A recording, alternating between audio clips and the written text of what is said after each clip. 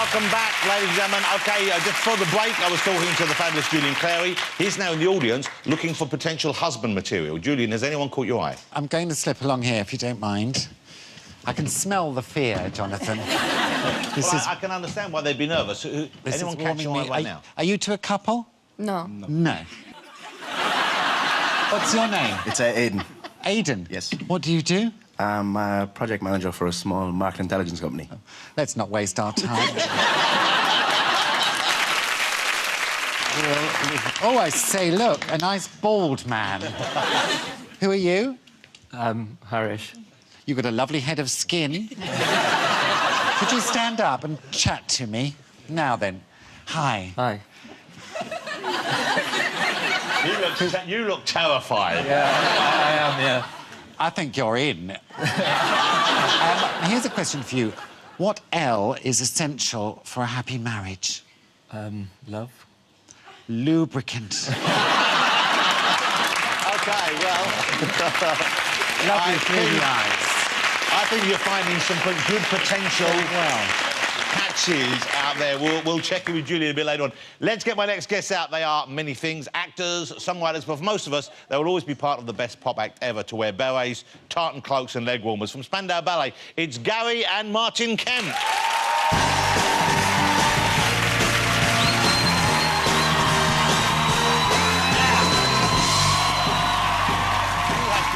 Spring in your step. Gary, Martin, great to see you. Good to see you, boys. Gary and Martin Kemp, ladies and gentlemen. I'm excited to see you again. It's lovely. You look in great shape. You look in great shape. You're 51 and 53, is that right? I'm 53, yeah. 51, 53, that's right, wow, yeah. Congratulations. Well, you look fabulous. You really are. Well, we spent so long abusing ourselves, I think. Now we're making up for it, you know. Pickled. Pickled you are. And so, but you guys have stayed pretty close to thought, because, you know, I'm sure you know, they share the name Kemp, which makes them brothers. And so, but you survived being in a band and have actually stayed close and stayed friendly. Yeah, I mean, Gary and I, we've had a great relationship. I think partially because we're very different people. We have very different personalities. And we both know that, and we both know our strong areas and our weak areas.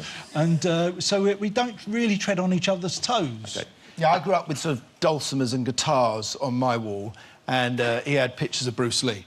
And I was scared of him, and he wasn't scared of me. So you were the musician from day one, and you were more of a sporty kid? Yeah, I think if Gary had come home one day and said, I've just had a trial for Arsenal and I'm playing for the first 11, I would have been really upset with him. Yeah. But that sort of thing never happened. But here's a weird thing I didn't notice, because when I first read this, I thought you must be twins, because you were born with one kidney. One functioning kidney, yeah, oh, I that's see. right. And you were born with three. Three? Yeah. And you're better looking than him as well. So you're just rubbing it in, really, aren't you? Well, listen, I'm carrying Gary, it for but you know him. it's true. If he ever needs the other one, I'll give it to him. It's good for weight, you know, weight loss. Climbing up hills on my bike, yeah. So you have... that's a weird thing. Do you have the...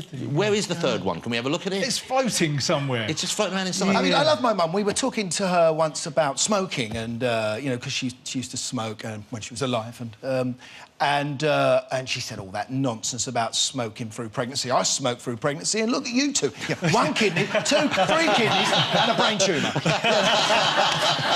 OK, but fortunately, you're through that, and the kidneys are still working for both of you, even if they're in an odd kind of configuration. When last time I spoke to the boys, they'd just come back with Spandau, and I never thought that would happen, because there was a period of some bad feeling and some kind of fallout, and then you managed to patch it up with the whole band. You were back bigger than ever. Those huge gigs, one at the O2, I mean, that must have been a great feeling. 3 at the O2, yeah. And there's now more to come. You've now got more kind of Spandau events lined up, is that right? Yeah, we are currently working on a film, and it's a documentary for the cinema. It's called Soul Boys of the Western World, and a book, and that'll be out next year, and I pretty much guarantee we're going to do it again next year. So you're going to tour again? I hope so. I hope so. I really do. I mean, it was an amazing year. You know, I think I've never laughed as much, belly laughed as much in my whole life as that year. And it was just a great time, because you've got to imagine, you know, for 15 years, it was like carrying this monkey on your back. you know, this argument with your best friends. And everywhere you went, you didn't want to bump into them in case they were there. And so just that time of being able to take that away and that worry and that stress away was just fantastic. And get to know them again. And how was it on the road now? Because presumably you all being a bit old and a bit more sensible, perhaps. I guess it was a quieter kind of experience. It was different. It was very different because, you know, before it was all about what was going to happen after the gig, you know, at the party.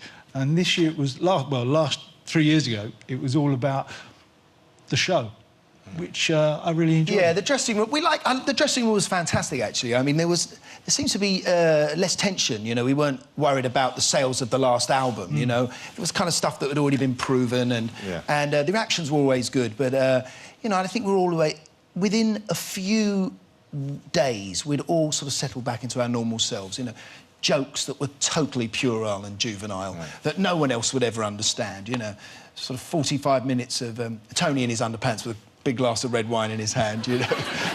What's that about? This is part of the show? It's part of it. No, it's how gentlemen relax, I think, you know. So he strips down to his pants after the show? He likes a shower after the show. And then he, you know, and he might spend a little bit of time... He likes a shower before and after the show. So hold it, so he's just sitting there in his underpants? Yeah, we all do. We all come on stage. You're associating wet and why didn't you just go back to your hotel rooms?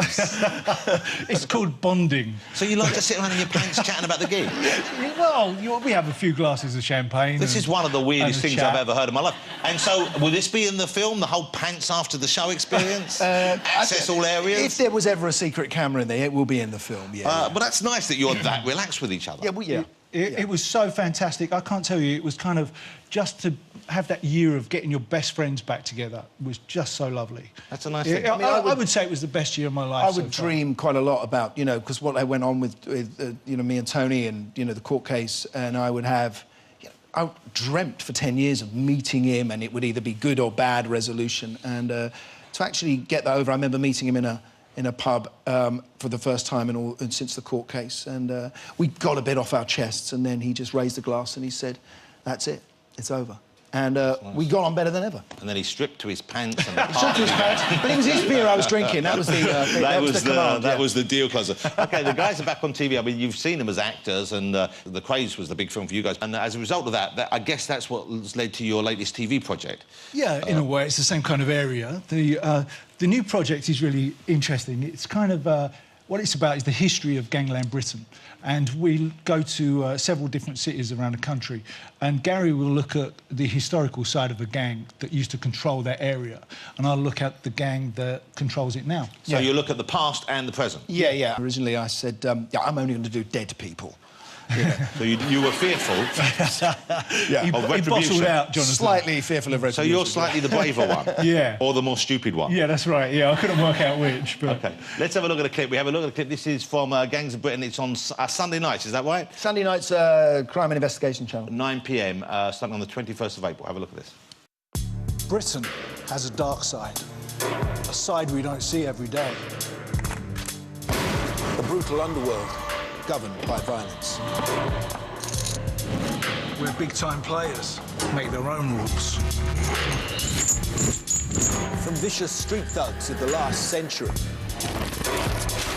to modern-day, multi-million-pound crime cartels. We're taking a close-up look at the explosive world of real gangsters. Come with us as we delve into Britain's dark side. Pretty gritty. I mean, it's in that... It's a bit like Sunday night Call the Midwife. Yeah, so yeah, it's not Call the Midwife or Downton Abbey. It's a different kind of... People always have a bit grittier on a Sunday night. But I guess there is a risk, if you're going out and talking about real gangs, that, you know, you could upset some people. How do you guard against that? At the time, to be honest, you don't think about it. If you're doing your job and somebody says, this is the area, these are the people we're going to talk to, the more dangerous the person, the more you want to do it, to be honest. And there was... I was reading that there was one moment where you were speaking to a surgeon in Glasgow who has to fix a lot of these young men who find themselves in these violent situations. And it was difficult for you. Oh, she showed me a piece of CCTV footage that was just awful. It was a piece of gang violence that happened outside of a nightclub, and it was just about passer-by being caught in the middle of it, and it just frightened the life out of me because my boy's 20, you know, he uses those type of nightclubs, and he could have got caught in the middle of it as well. And it kind of hits home. Yeah. It was just probably the worst piece of film I've ever seen in my life, and it was actually so disturbing it couldn't be included into the show. Was that... you know, really each show's about a city. That's the first episode's about Glasgow, and then we Liverpool, Manchester, London. There's a couple of shows in London, Birmingham, etc. And so really looking at how a city is sort of develops and changes, or does it? You know, compare and contrast between the past and the present. And if Kind of like Who Do You Think You Are, but for gangs. Yeah. You know. Do you miss doing EastEnders? Because I was under the impression when you left they were going to keep the door open for you for Steve to come back in, and then... I was under that impression as well. And I remember I went in one day and I told him that I'd done 3.5 years there. And I told him, he was a popular character. Yeah, Steve Owen, he was a popular character, and I did 3.5 years. So I thought time was up to move on, you know. I went in and I told them, and I said, I'm going to move on. And they said, great, you know, we keep the door open for you. We never get rid of the big characters. So I thought, oh, that's great, you know, got something to go back to. And then the next day I went in and they called me back into the office and they said, Martin, where are you going? And I said, ITV. Uh-oh. 2 weeks later I went in, read the script, Steve Owen, blown up. so just a warning. Let that be a lesson to you. Yeah. Don't worry, I blew myself up. Don't worry about that. Well, that's a shame, though. It's kind of a back as shame. a zombie. Yeah. Well, it's a shame. Yeah, he was a great character. But listen, I had some great fun. In fact, I would say, David, 3.5 years, it was probably the best thing I've ever done. Yeah. Well, look, I hope to see you touring again next year. I'd love to see Spandau back on the road. I don't know if you have concrete plans yet, but... I would like to. Yeah, it'd be great. And I would like, ideally, to get the chance to come backstage and see Tony in his underpants. I think you should maybe... Bring your own and get comfortable. Look, you have a big screen behind you on the stage. Why don't you just project out at the end of the gig? Because, you know, it's like at the end of the party, you don't know how to get people out of your house. That would do it, OK? Do that. You'd never see the O2 empty quicker than a shot of Tony Hadley on a giant screen in his pants drinking red wine. He's had him since the 70s, too. It's great to see you both again. Ladies and gentlemen, join me in saying thank you to Gary and Martin Kemp. Good luck with the show, guys. Good luck.